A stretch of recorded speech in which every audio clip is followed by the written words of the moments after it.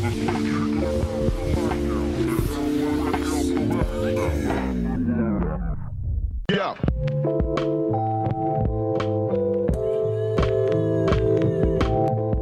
PAX East is a gaming festival held in Boston for the past couple of years, showcasing different aspects of gaming. Look, it's fucking Reinhardt, guys.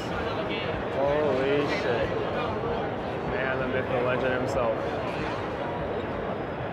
Wow, that's impressive. The event consists of game-inspired concerts, gaming discussion panels, exhibitor booths from both major game developers and publishers to even small indies from all over the world, LAN parties, tournaments, and free play areas to play a whole array of games with other gamers from all over. I don't know, TBH is really low on health. He's gonna need to pull out all the stuff. Looking at my buttons.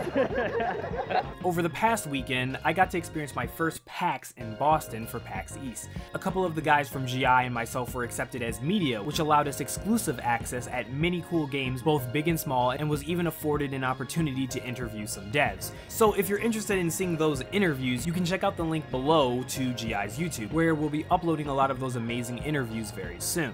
But yeah, after spending 2 days of running around from appointment to appointment and getting interviews and talking with publishers and other game companies, I finally had some free time on the third day to walk around and relax. And even though I was relaxing, I still was doing something for my channel. And during this time, I found some really cool gems. Some you may have heard of, and others you may have not. So I decided that for this PAX East video, I would showcase 6 interesting games I played and give each about a quick minute of insight into them to hopefully catch your interest. Pyre is a party-based RPG where you lead a band of exiles to freedom with the help of reading while fighting in an ancient competition. If you know anything about Supergiant's previous games, you already know what to expect from the studio that brought us Bastion and Transistor. I actually picked up this sweet little figurine while I was actually out at PAX East. But if you know anything about Supergiant, you know that they excel at music, art style, and interesting game mechanics, and Pyre is no different. A mix of basketball, dodgeball, and an inspiration from a Mesoamerican ball game, the game at first seems a little bit tricky to understand, but once you understand how the mechanics fully work and how you can use all of your characters in sync, and the game comes alive with crazy plays and strong competitive banter. At first, I was a little concerned with the gameplay diversity via the characters, but it looks like there's a skill tree called Enlightenment, granting new ways to augment each character's basic abilities to cast, throw, jump, pass, and respawn. Please, do not sleep on this game. It's definitely one of those games that you have to actually play for yourself to truly see how much fun it really is. And it's not only just a single player game, it actually has a pretty fire multiplayer as well. Match, or he's gonna need oh man! he said I'm not about to be disrespected right now. It's not too close. 15-15. Elsinore is this awesome mix of what I feel is ReZero meets Majora's Mask. It's a sort of time-looping adventure game set in the world of Shakespeare's Hamlet. You play as Ophelia, who is Hamlet's girlfriend, during the 4 days of the tragic events that take place in the play, if you've read it. If you haven't, you really should. It's a really great play. Anyways, as you play as Ophelia, you actually have to prevent the tragedy of Hamlet from actually happening, from being able to influence other characters through dialogue in the early stages of the game, to late game you can start to take drastic physical action yourself to prevent characters from dying or carrying out any of their crazy actions. You can also create crazy other ways that you can cause different characters to die outside of the canon of what actually happens in Hamlet. Now, it's important to note that you will die in this game, but there's this Groundhog Day effect, which gave me huge flashbacks of Subaru during the castle arc of ReZero, as you keep trying different ways to cause a different outcome of not only other characters, but yourself. This, mind you, all happens dynamically through dialogue and character choices, so any person who's a fan of Telltale games or Mass Effect dialogue and choice mechanics may really love this game. I know I did. It's a very novel game concept that I hope me highlighting will get more people to check out, regardless if you're a fan of the art style. Bruner is a top-down shooter. Blade Runner, bloody, a very aggressive art style. It also seems to have a very psychological aspect to the game's story. It seems to be this epic mix of Akira, Hotline Miami combat, and DMC combo points. It has this addicting killer pulse to it that just makes you want to keep playing the game even if you die, and it gives you a good challenge while still keeping the whole game fun while I was playing. Oh, and there's also cool little Ava references in this as well. The guys working on this game have also worked on games such as The Witcher, Shadow Warrior, Dying Light, and this War of Mine, so definitely keep your eye out on this indie game. I have a strong feeling it's going to be really, really good.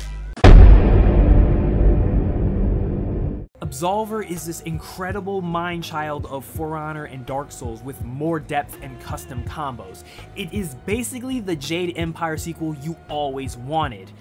I always had an eye on this game ever since it was first revealed, and being able to actually play a little bit of the single player and a PvP match, which I won by the way, confirmed that I had a good eye for potentially good games. I can't stress enough how much I've just been loving the art style of many of the games I played at PAX this year, and Absolver is no different.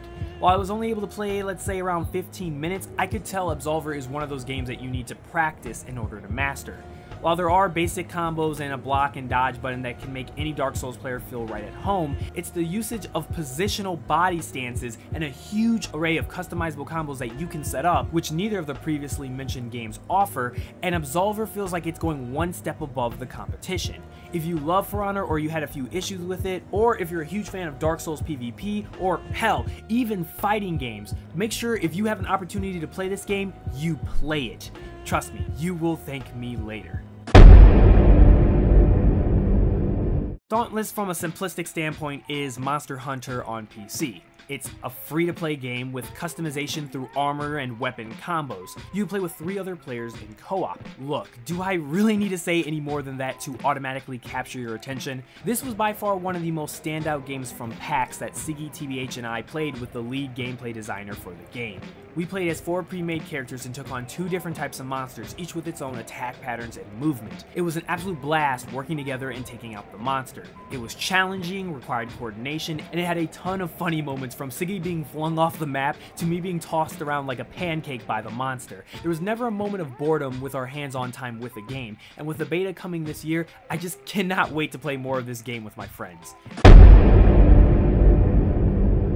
Snake Pass is...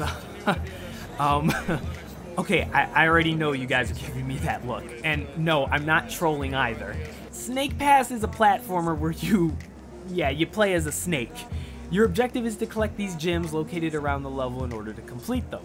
The cool thing is that the snake is completely physics-based and requires that you use his body in order to climb objects and traverse different crazy obstacles throughout the level.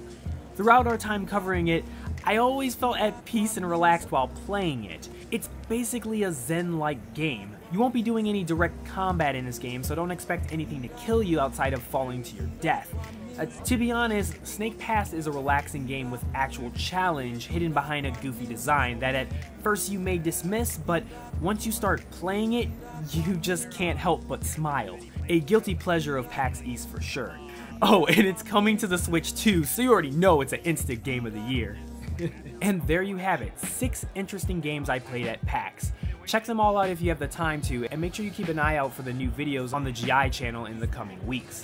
You'll find extended interviews on each of these games that I've covered in this video from myself and the GI staff members. I'll also try to link them in the description below as soon as they go live. Anyways, that's enough from me. From all the traveling, editing, and lack of sleep waiting for Mass Effect Andromeda, I just need to recharge now that I have some free time. You're not going anywhere. Oh, One small step for man, one large step for GI kind.